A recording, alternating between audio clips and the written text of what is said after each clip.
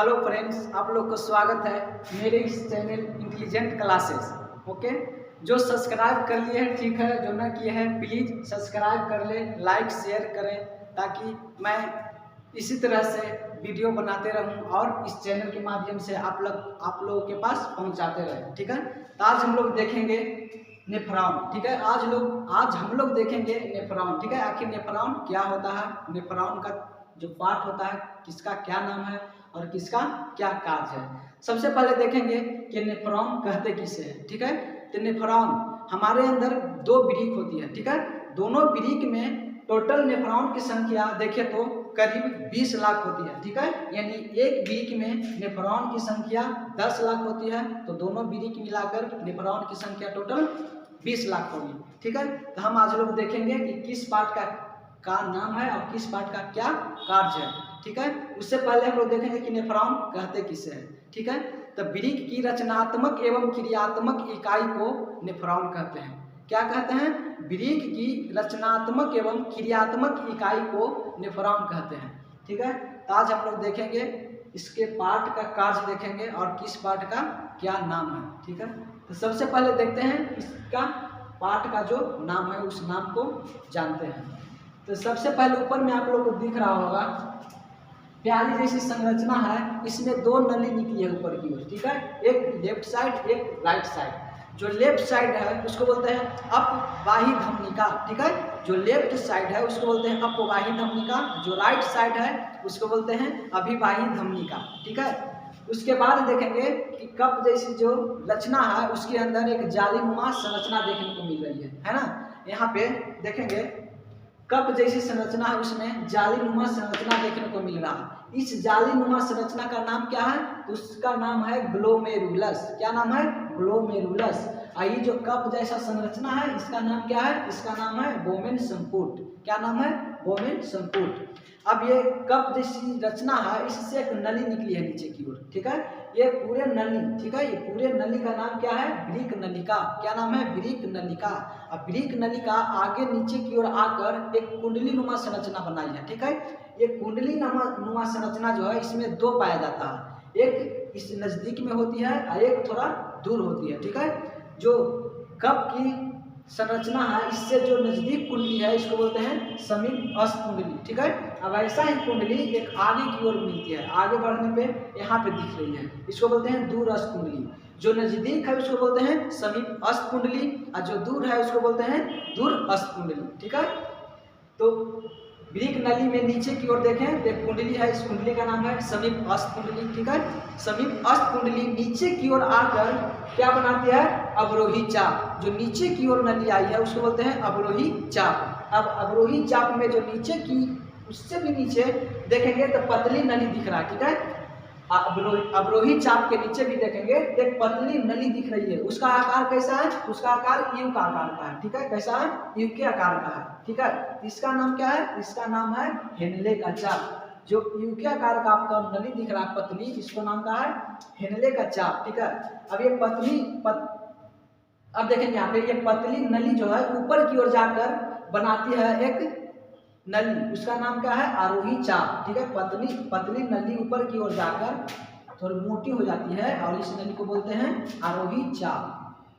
आरोही चाप। आरोही चाप आगे की ओर बढ़कर एक कुंडली बनाती है जिसको बोलते हैं दूरस्थ कुंडली। ठीक है, दूरस्थ कुंडली आगे जाकर खुल जाती है संग्राहक नली में। ठीक है, आगे जाकर खुल गई है संग्राहक नली में। और ऐसा संग्राहक नली मिलकर जो देख रहे हैं ना, सब संग्राहक नली में है।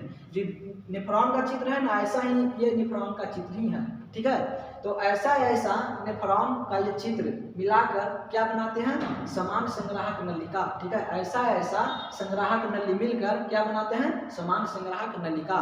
और ये जो नली है इससे पूरे अनावश्यक चीज यानी कि हानिकारक पदार्थ को ये नली के माध्यम से लाकर ये समान संग्राहक नली में छोड़ती है और ये समान संग्राहक नली लास्ट में जाकर मूत्रवाहिनी से जुड़ी होती है।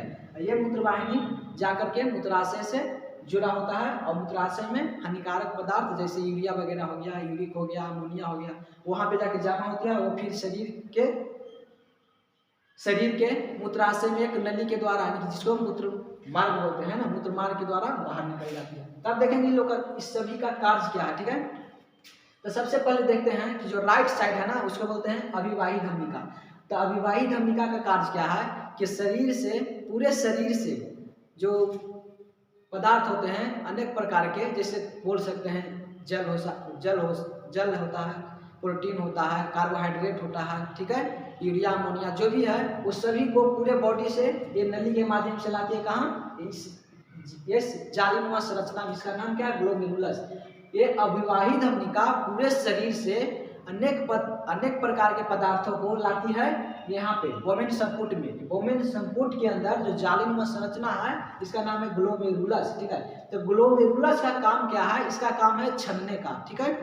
जो भी पदार्थ लाती है वो सब मिली जुली रहती है, कार्बोहाइड्रेट हो गया, वसा हो गया, प्रोटीन हो गया, जल हो गया, यूरिया हो गया, सब एक ही में मिली हुई रहती है।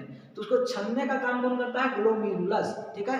ग्लोमेरुलस छन कर अच्छे पदार्थ को वापस भेज देती है अभिवाही धमनिका के द्वारा पूरे बॉडी में, और जो हानिकारक पदार्थ हो गया वो नीचे की ओर बढ़ा देती है, किसको, वोमेन सपोर्ट को। कहाँ बढ़ाती है, जो कप जैसी प्याली जैसी संरचना दिख रहा है आपको ना, उसमें छनने के बाद हानिकारक पदार्थों को वोमेन सपोर्ट में बढ़ा देती है, अच्छे पदार्थ को वापस भेज देती है। लेकिन एक यहाँ पे ये मिस्टेक करती है क्या, कि ग्लोमेरुलस जो है ना अच्छे पदार्थ और हानिकारक पदार्थ को छनते वक्त अच्छे पदार्थ को छनकर वापस शरीर में भेजता है, लेकिन हानिकारक पदार्थ के साथ साथ कुछ अच्छे पदार्थ भी छन देते हैं, ठीक है। तो उसको पुनः अवशोषण वोमेन संपुट करता है, ठीक है। इसको छनने के बाद जो नीचे की ओर बढ़ाते हैं उसमें हानिकारक पदार्थ के साथ साथ कुछ अच्छे पदार्थ भी ये छन देते हैं, ठीक है। तो उसको दोबारा छनने का काम वोमेन संपुट का होता है। वोमेन संपुट खराब पदार्थों को छनकर नीचे वृक्क नलिका में भेज देती है, और जो अच्छे पदार्थ होती है पुनः अवशोषण कर उसको वापस शरीर में भेज देती है।